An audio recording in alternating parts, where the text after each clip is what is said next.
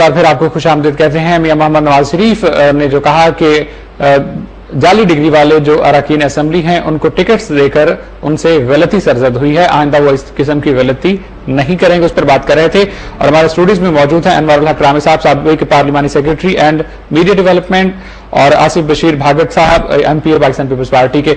आसिफ बशीर साहब, आप बात कर रहे थे कि पार्टी हमेशा उन वर्कर्स को लेती है, उन नुमाइंदों को लेती है जो आला कारकर्दगी का मुजाहरा कर रहे होते हैं, और यही डिक्टेटर्स ने कोशिश की कि वो आप लोगों की पार्टीज को नुकसान पहुंचा सकें और जो आप लोगों के लॉयल लोग हैं उनकी लॉयल्टीज को खरीद सकें। आप क्या समझते हैं कि सिर्फ वही अफराद आप लोगों के लॉयल थे जो एजुकेटेड नहीं थे, जिन्होंने BA नहीं किया हुआ था? देखिए सर, ये बात नहीं है। ये तो मैंने कहा कि हमारी पार्टी के वो लोग जो साल से पार्टी में थे, कुछ उसमें से बानी अरकान थे, कुछ लोग भुट्टो साहब के साथ रहे, उसके बाद कुछ बीबी शहीद के साथ रहे।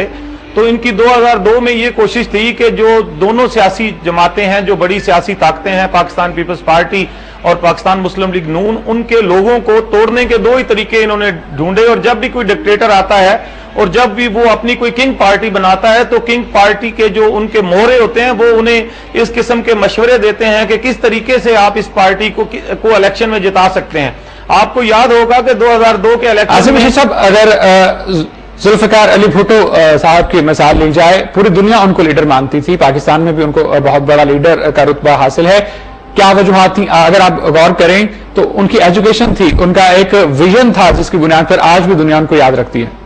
सर, मैं अब तो यही गुजारिश कर रहा हूं कि भुट्टो साहब के साथी, मोहतरमा शहीद भुट्टो के साथी, उसके अलावा पाकिस्तान पीपल्स पार्टी के जितने पुराने कैंडिडेट्स थे जो कौमी असम्बली में और मुख्तलिफ सूबाई असम्बलियों में थे, इसी तरह मुस्लिम लीग नवाज के जो लोग थे, उनको रोकने के लिए ये BA की शर्त लगाई गई और उसके साथ नैब का एक अदारा खोला गया।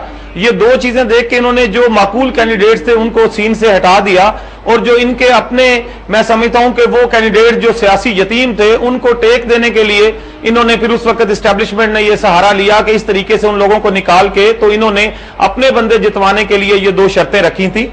तो इसमें मैं ये समझता हूं कि पाकिस्तान की ये बदकिस्मती है कि जब भी यहाँ पे सियासी जो निज़ाम है वो रेल पे चढ़ता है और बड़े अच्छे तरीके से चलता है तो उसके खिलाफ साजिशें शुरू हो जाती हैं, और वो आने वाले यहाँ पे कुछ ऐसे मदारी, सियासी मदारी के जो आने वाले डिक्टेटर का इंतजार करना शुरू कर देते हैं।